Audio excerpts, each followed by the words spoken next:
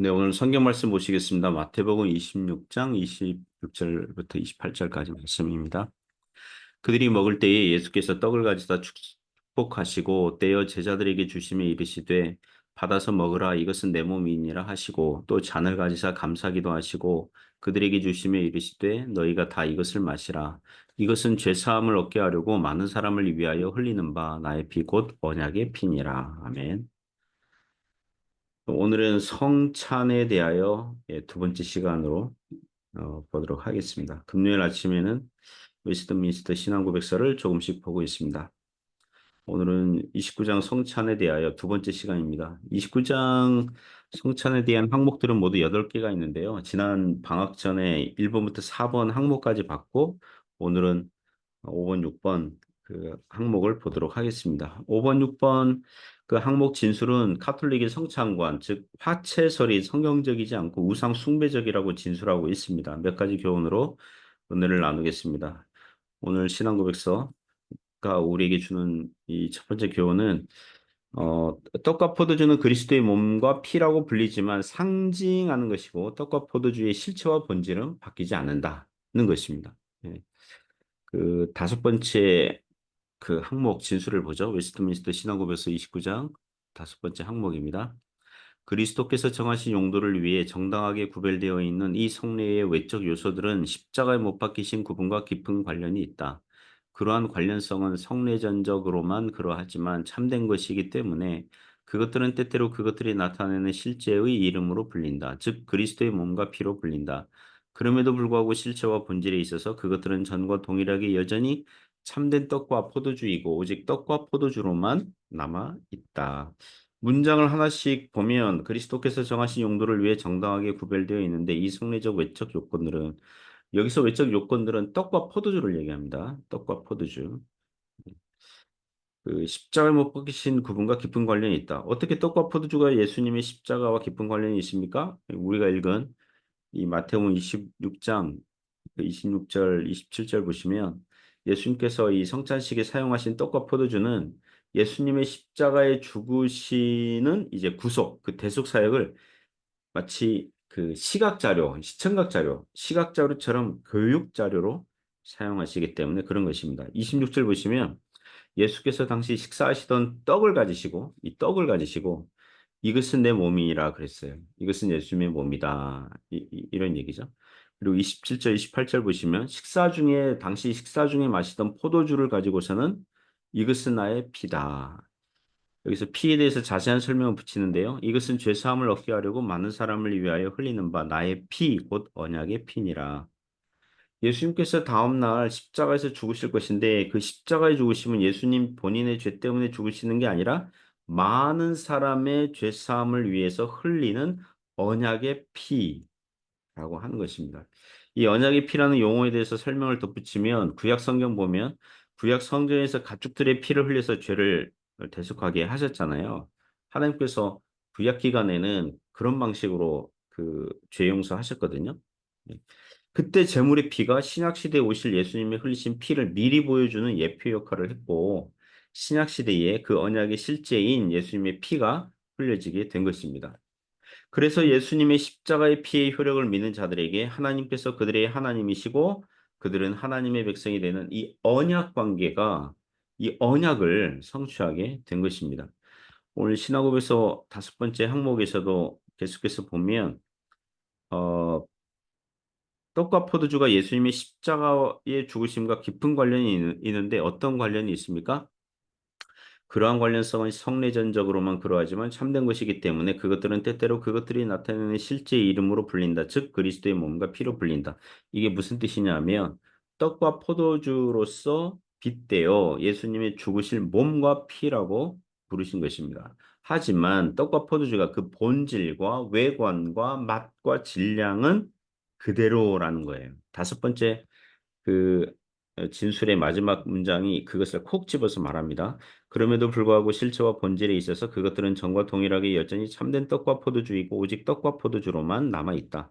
이런 진술과 설명은 그 로마 카톨릭 천주교에서 주장하는 것을 지금 염두에 두고 말씀하고 있거든요. 왜냐하면 천주교는 떡과 포도주는 그 떡과 포도주가 포도주는 사제가 기도하는 순간 예수님의 실제의 몸과 피로 변한다고 주장하기 때문에 그 주장에 대해서 반대해서 말하고 있는 것입니다. 성찬에 대한 논쟁은 종교개혁 일어난 16세기와 웨스트민스터 신앙고백서를 기록한 17세기에도 여전히 뜨거운 감자와 같은 주제였거든요.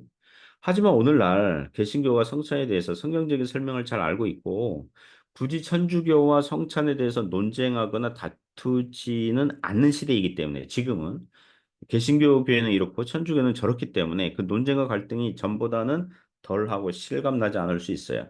하지만 성찬에 대해서 바르게 이해하는 것은 종교개혁 후배들로서 마땅히 바른 태도라고 하겠습니다. 그리고 여섯 번째 그 항목에서는 천주교의 성찬관 즉 소위 화채설을 신랄하게 비난합니다. 여섯 번째 항목이 그 우리에게 주는 이 두 번째 교훈은 천주교의 성찬관, 즉 화채설은 미신적이고 우상 숭배적이라는 것입니다. 여섯 번째 그 진술을 읽어드리겠습니다. 웨스트민스터 신앙고백서 29장 여섯 번째 항목. 사제의 성별이나 또는 어떤 다른 방법에 의해서 떡과 포도주의 실체가 그리스도의 몸과 피라는 실체로 바뀐다고 주장하는 흔히 화채설이라고 불리는 교리는 성경에 모순될 뿐만 아니라 일반 상식과 이성에도 모순된다. 그리고 그것은 이 성례의 본질을 뒤엎는 것이고 여러 미신과 조잡한 우상 숭배의 원인이 되어 왔고 지금도 되고 있다.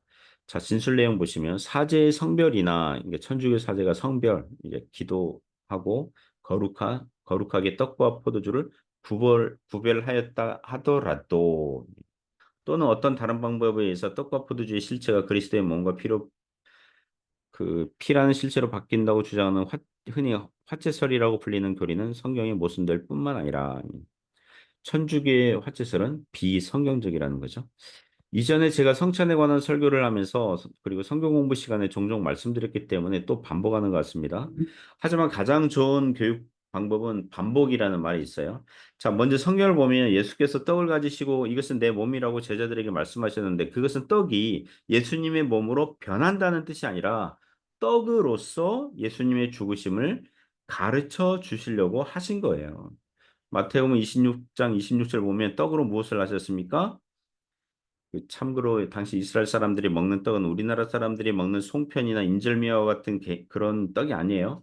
중국의 서북쪽 신장 위구르 사람들이 먹는 그리고 터키나 아랍 사람들이 자주 먹는 이 난이라고 불리는 그런 빵이에요. 그러니까 화덕 벽에 넓게 붙여서 둥그렇게 또는 얇게 펴 바른 그런 빵입니다. 예수님께서 그런 커다란 둥그런 빵을 떼어서 제자들에게 주실 때에 이것은 내 몸이라고 그랬어요. 그러니까 예수님이 마치 그 떡과 같이 떼어지고 뜯겨지고 찢기고 분리되는 것과 같은 죽음을 상징적으로 지금 시각 교육하는 거예요. 시청각 교육하는 거죠.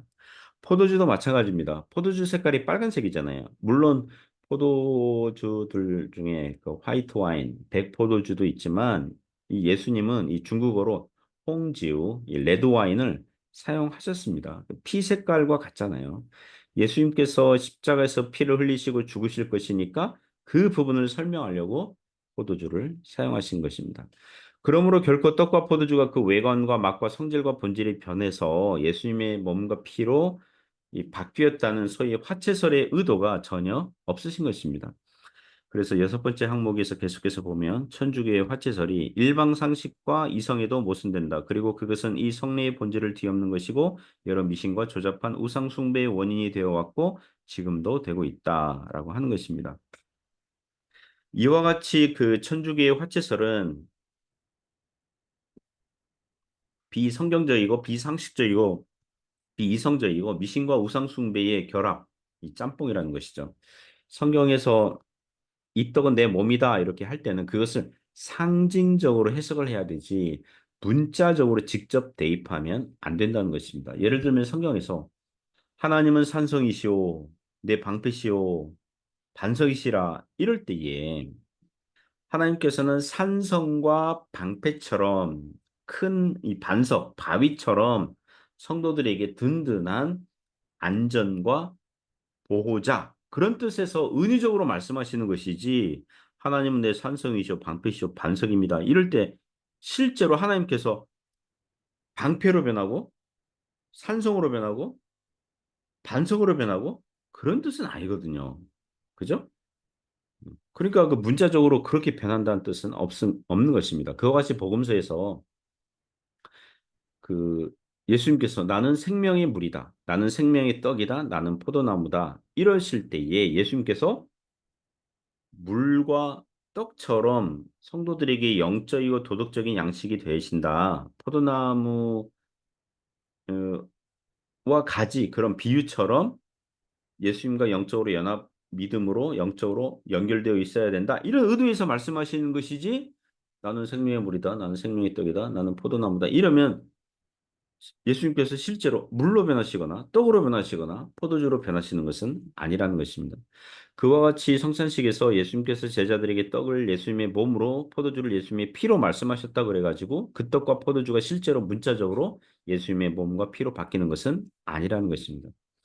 요한복음 6장을 보면 예수께서 유대인들에게 당시 그 자신을 생명의 떡이라고 하시고 예수님의 살과 피를 마시지 아니하면 생명이 없다 그러니까 유대인들이 예수님의 설교와 강의가 어렵다고 불평하면서 이런 반응을 보입니다. 요한복음 6장 52절 보시면 그러므로 유대인들이 서로 다투어 이르되 이 사람이 어찌 능히 자기 살을 우리에게 주어 먹게 하겠느냐 이렇게 불평을 해요. 예수님께서는 상징적으로 말씀하셨는데 유대인들은 문자적으로 받아들여서 우리가 뭐 식인종이냐 어떻게 예수님의 살을 응? 먹으라고 하느냐 이런 반응을 보였거든요. 중세부터 오늘날 천주교의 성찬관은 이 예수님의 상징적이고 성례전적인 교훈을 문자적으로 받아들여서 식인종처럼 예수님의 살과 피를 문자적으로 먹고 마신다고 여기고 있어요. 이게 비성경적이고 비이성적이고 비상식적인 생각인 거죠. 그리고 우리는 예수님의 신성과 인성을 이해할 때에 예수님의 몸, 예수님의 육신, 예수님의 인성은 이미 승천하셔서 하나님 보좌 우편에 계시고 나중에 재림하실 거예요. 그러니까 이 땅에서는 이 천주교에서 예수님의 살과 피를 마신다고 주장하는 것은 예수님의 인성에 대한 초대교회 때부터 있었던 믿음을 저버리는 것입니다. 예수님의 인성은 무한하시지 않아요. 편재하시지 않아요. 예수님의 몸은 하늘에서도 계시고 이 땅에서도 계실 수 없어요. 동시에 그럴 수 없어요. 예수님의 육체는 이미 하늘에 승천하셨고 이 땅에는 안 계세요. 다만 예수님의 신성으로는 무한하시고 편재하실 수는 있어요. 이것을 잘 구분해야 돼요. 여기서 더 한 발자국 나아간다면 천주교는 신성이 인성에게 신성의 어떠함을 전달하여서 이것을 속성교류라고 하거든요. 그래서 예수님의 인성이 오늘날에도 이 땅에 오실 수 있다 그래가지고 그들의 화채설이 성경적이라고 주장해요. 만일 예수님의 신성이 인성에게 속성을 교류하게 되면, 즉 신성의 어떤 부분이 인성에게 영향을 끼치고 전달이 되고 혼합되고 결합을 해버리면 이미 초대교회 역사에서 AD 451년에 칼케톤 회의에서 이단으로 정죄한 단성론의 주장을 반복하게 되는 것입니다. 즉 천주교의 성찬과는 이단적인 거예요. 그래서 그들은 예수님의 신성과 인성을 혼동하고 짬뽕시켜서 버무리고 있는 거예요. 신성과 인성은 혼동되거나 혼합할 수 없다. 이게 칼케톤 회의의 고백이거든요. 다음 주에는 그 신앙고백서가 그리스도의 성찬관, 그리스도의 영적 임재설을 말씀하기 때문에 그리스도의 신성과 인성에 대해서 미리 알아둘 필요가 있어서 말씀드렸습니다. 그러므로 사랑하는 성도 여러분, 우리가 성경 말씀을 잘 알아서 성찬에 대해서 바르게 알고 지켜야 하겠습니다. 교회를 교회답게 하는 것, 이 교회의 표지를 두 가지 혹은 세 가지 말씀하거든요. 우리 신앙의 선배들이 두 가지에서 세 가지.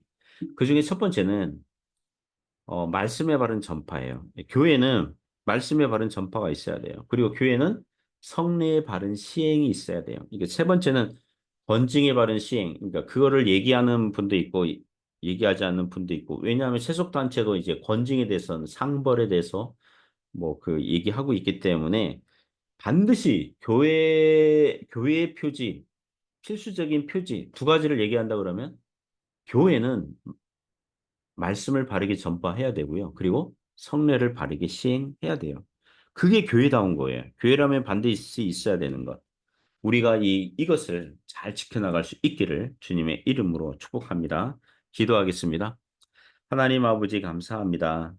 오늘날 교회에서 이 성찬을 바르게 시행하는 것, 성찬의 영적인 의미와 교훈이 무엇인지를 알고 바르게 거행하고 또 시행하고 또 그 은혜를 사모하고 참여하는 그런 은총을 허락하여 주옵소서. 교회를 교회답게 세워나가는 우리 해주교회 되게 하여 주옵소서. 예수님 이름으로 기도드립니다. 아멘.